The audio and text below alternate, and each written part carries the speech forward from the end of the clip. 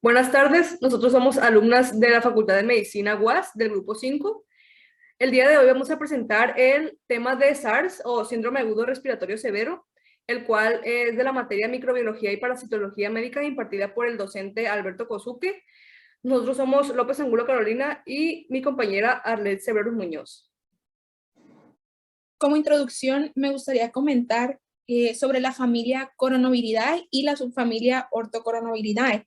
En esta se incluye una amplia variedad de coronavirus y estos pues son los patógenos reconocidos tanto en humanos como en mamíferos y aves.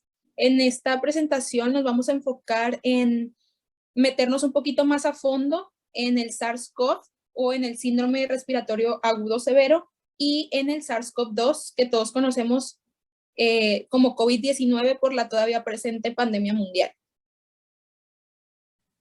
Pasando a la estructura de este virus, tenemos que este va a ser un virus esférico, el cual va a tener una bicapa lipídica con 3 proteínas, un RNA monocatenario, al igual que una polaridad positiva y un tamaño de 50 a 200 nanómetros. Hablando de las proteínas en su membrana, tenemos que van a ser 3, el cual va a ser la glicoproteína S, que va a tener 2 dominios, el cual el S1, dominio S1, va a actuar como un ligando en unión de receptores en la célula diana, que van a ser los receptores, en este caso, de la angiotensina 2, y el dominio S2, el cual va a hacer posible la función del virus a la célula. Las proteínas que van a actuar en el ensamblaje va a ser la glicoproteína M y la proteína E, y una proteína aparte que ya es parte de la cápside va a ser la proteína N, el cual pues se va a unir al genoma para producir la nucleocápside helicoidal. Hablando de la inmunidad, tenemos que este es un esquema generalizado sobre la respuesta inmune a cualquier tipo de virus, que vendría siendo una respuesta inmune normal. Tenemos que esta va a estar mediada por la célula CD4 en su porción positiva, en su versión TH1, el cual pues va a activar a los macrófagos, lo que va a potenciar la muerte de los virus. Al igual va a generar la activación de los linfocitos B, los cuales van a secretar IgG. También van a activar los neutrófilos, los natural killer y los linfocitos T, CD8. Pero en la respuesta ante el SARS tenemos que pues va a haber muchas interferencias, muchos bloqueos, lo cual pues esto va a alentar a nuestro sistema inmune y alentar todo este proceso para curarnos de este virus.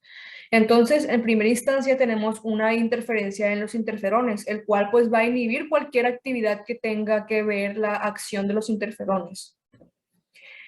Igual va a hacer que las células dendríticas tengan pérdida de madurez, lo cual les va a inhibir la activación de las células B y las células T. También vamos a tener a los natural killer exhaustas, la cual va a haber pérdida de función en todas aquellas natural killers, las cuales van a estar infectadas.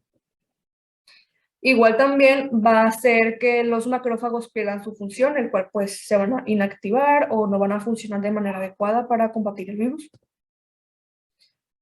Al igual va a haber una tormenta de citoquinas, la cual va a hacer que se generen células dendríticas, monocitos y macrófagos en el pulmón, lo cual va a ser una tormenta de citoquinas, los cuales pues va a haber una falla multiorgánica y una hiperinflamación.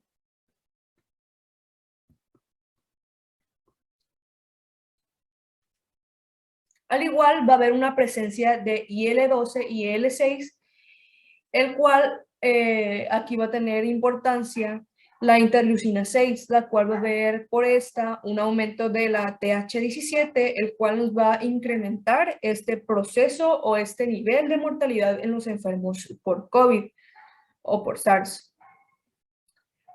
Este TH17 va a secretar es la interleuquina 17, los cuales pues van a contribuir en los efectos proinflamatorios tisulares, el cual va a haber pues también reclutamiento de neutrófilos y monocitos, el cual pues también va a generar que se destruyan las células muy rápido. Y en los enfermos tenemos que, como el nombre del SARS dice, va a haber un fallo agudo respiratorio severo, o sus siglas, síndrome respiratorio agudo severo. Perdón.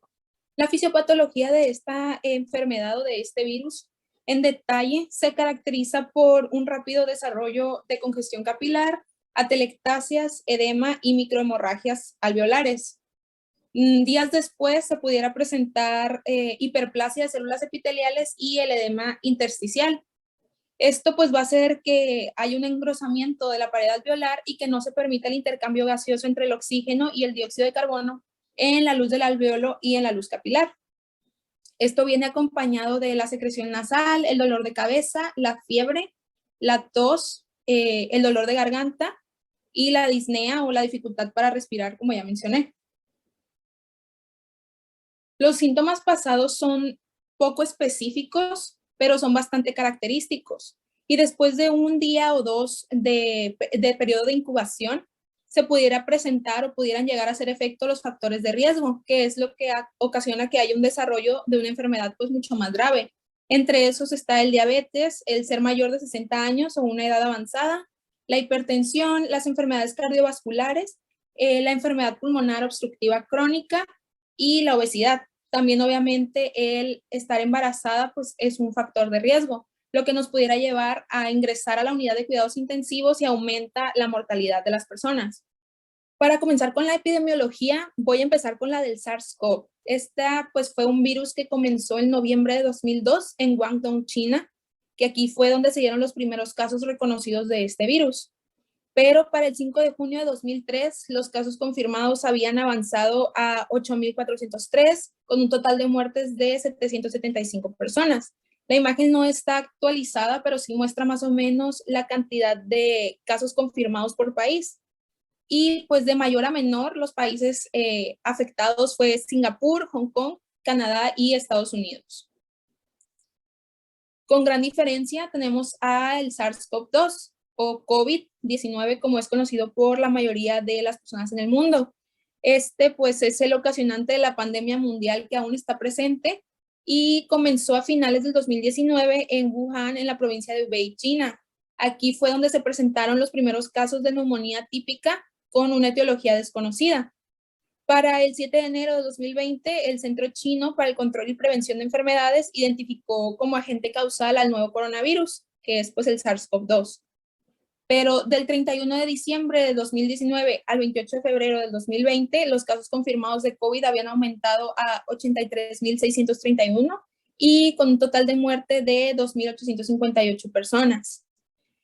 En la actualidad, porque es una pandemia que sigue pues muy presente, tenemos que en México los casos confirmados son de un total de 5.802.672, con un total de muertes de 325.055 personas. Y adentrándonos un poco más, en Sinaloa, al 9 de junio de 2022, tenemos que los casos confirmados son un total de 126.000, con un total de muertes de 9.756 personas.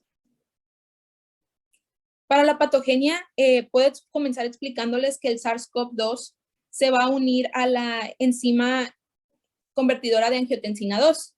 Esta pues va a ocasionar que la replicación activa y la liberación del virus en las células pulmonares nos ocasionen la mialgia y la cefalea, que son síntomas bastante comunes en un paciente de COVID.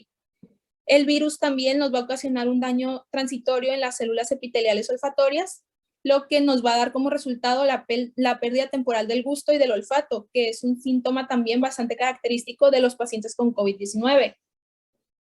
Los receptores de la ECA pues están bastante presentes en diferentes tejidos, es por eso que este virus entra y afecta a gran cantidad de sistemas y de órganos, lo que nos terminaría explicando los sitios de infección y los síntomas del paciente con COVID.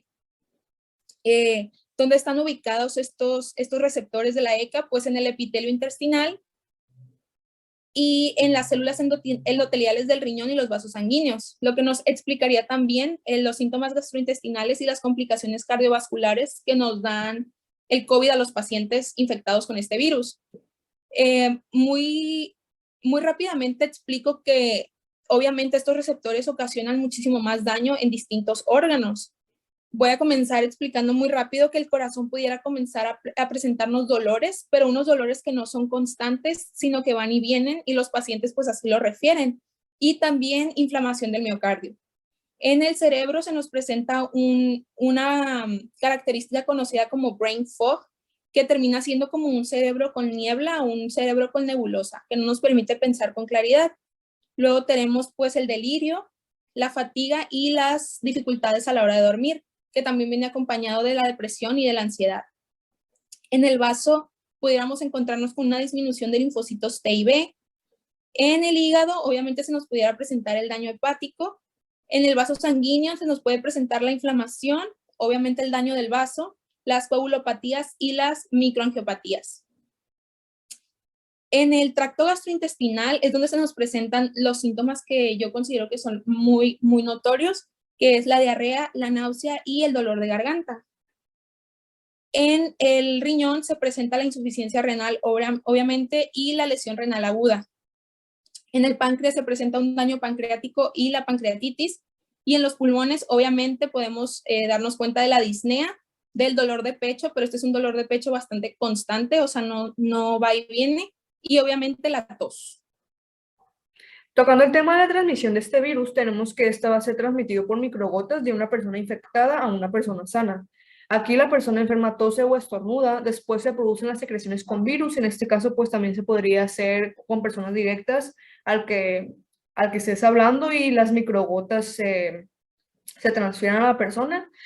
Después las secreciones entran en contacto con manos, igual en objetos que se contaminan y después entran en contacto con la mucosa de ojos, nariz o boca de otra persona y así una persona adquiere el SARS-CoV.